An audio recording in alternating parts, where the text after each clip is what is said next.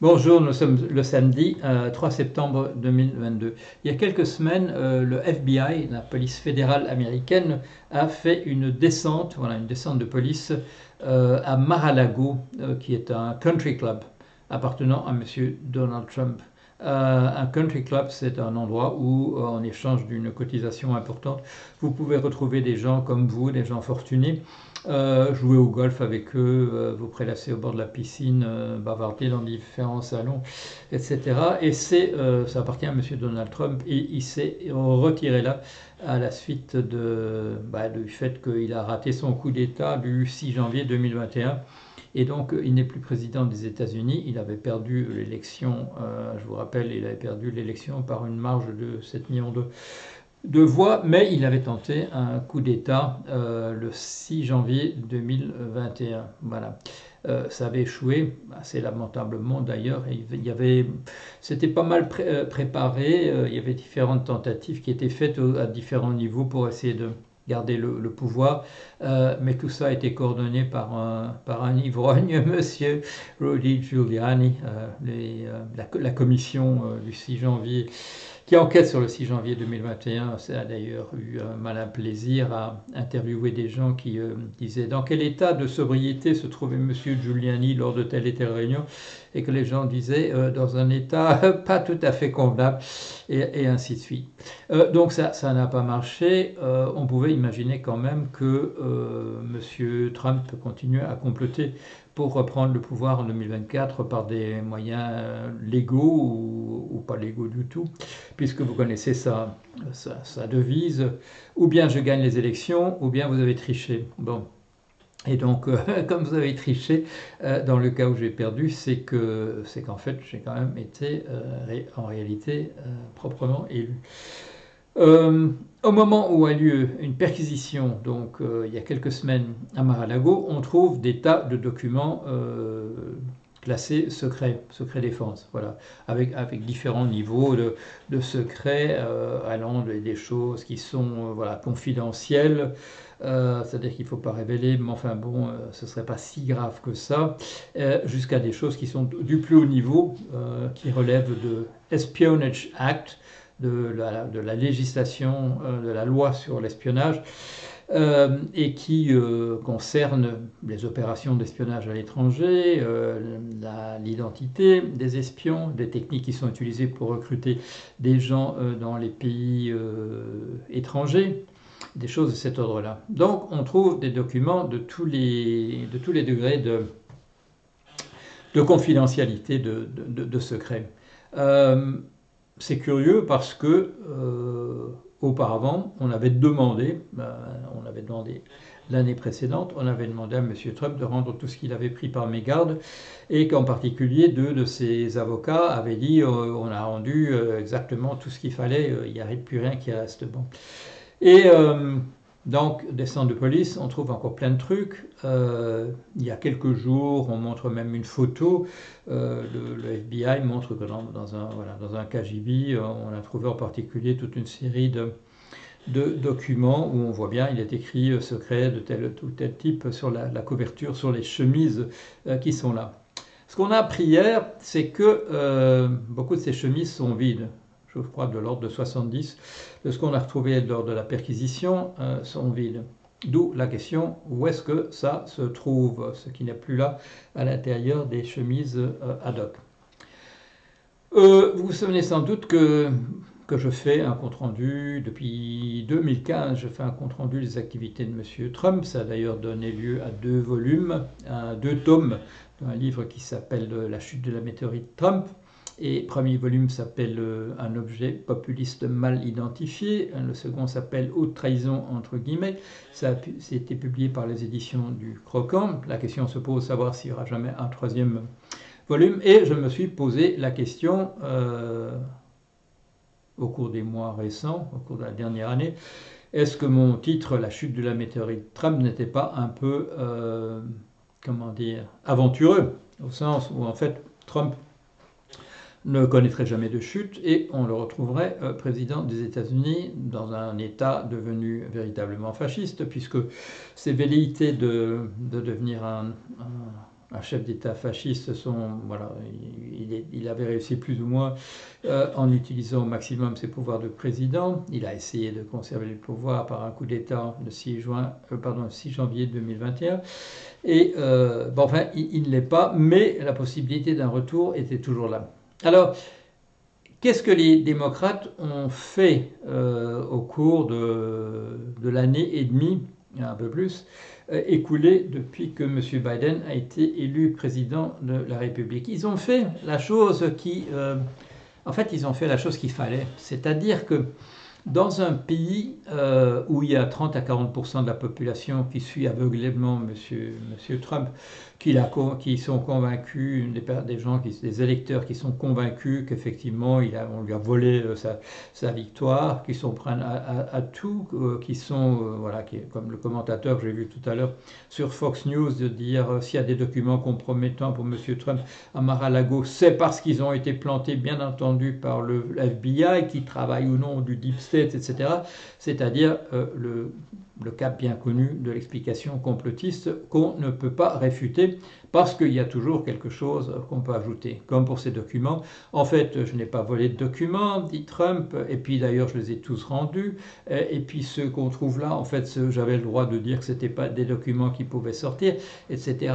La fameuse blague de Freud sur le type qui empruntait, qui a rendu un seau troué qu'on lui avait prêté et qui trouve n'importe quelle justification qu'on ne lui veut pas prêter, qu'il n'y avait pas de trou, et ainsi de suite, que d'ailleurs il ne sait pas ce que c'est un seau, et ainsi de suite. Et les partisans de Trump, ces jours derniers, sont arrivés à produire des arguments de ce type-là. Alors, la différence entre ce que vous avez pu lire dans la presse au moment de la perquisition, le commentaire que la presse a fait de manière générale et celui que moi j'ai fait, ces commentaires sont très différents. On a dit, la presse américaine, négligence, comment ce type a pu, par distraction, quand même prendre tant de dossiers. Puis après, comment se fait-il qu'il y en avait qui avaient échappé à son attention, puisque quand ses avocats disent qu'on a tout rendu, puis quand même le FBI retrouve d'autres choses, etc.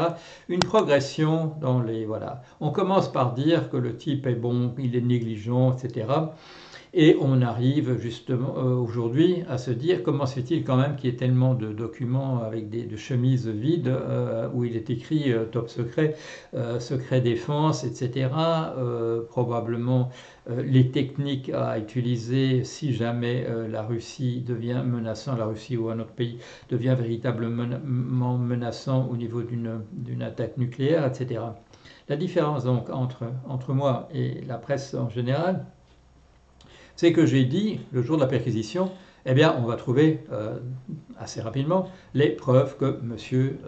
Trump travaillait véritablement pour la Russie, comme tout le monde s'en doutait, comme ça avait été établi par le rapport Steele, dont je vous rappelle qu'il n'a jamais été réfuté, contrairement à une légende colportée par les milieux d'extrême droite depuis des années. Qu'on allait trouver sans problème les preuves que M. Trump roulait véritablement pour son ami déclaré Poutine et que c'était une chose, voilà, qu'on allait simplement constater. Mais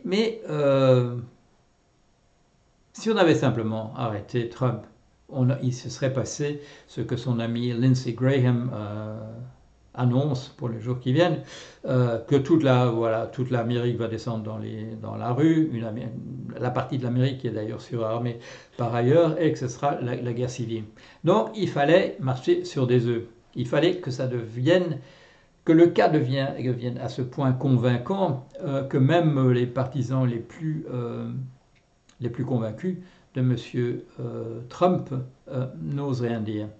Et ce qu'on voit ces jours-ci, et en particulier hier, c'est que petit à petit, les gens le lâchent quand même. Les gens qui ont quand même encore un tout petit peu de jugeote le lâchent les uns après les autres. J'ai parlé dans une vidéo précédente du fait que M. Karl Rove, qui est un idéologue bien connu du Parti républicain, a dit l'autre jour, oui, mais enfin bon, ça se fait quand même pas de rentrer à la maison avec des documents top secret, etc. Hier, c'est M. William Barr, le toutou, le caniche de M.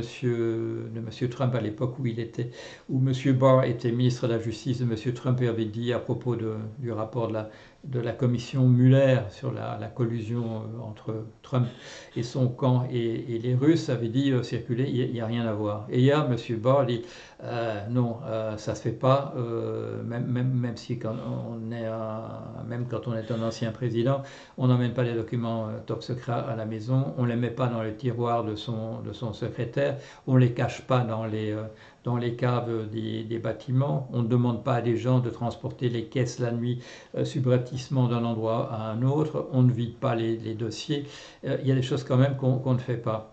Et ce matin, un autre personnage aussi, d'ailleurs qui se fait rembarrer par un reporter qui dit oui, mais c'est évident que le Deep State a mis tout ça, a planté des documents, a planté des trucs, on sait bien leur rage à vouloir faire tomber Trump, etc.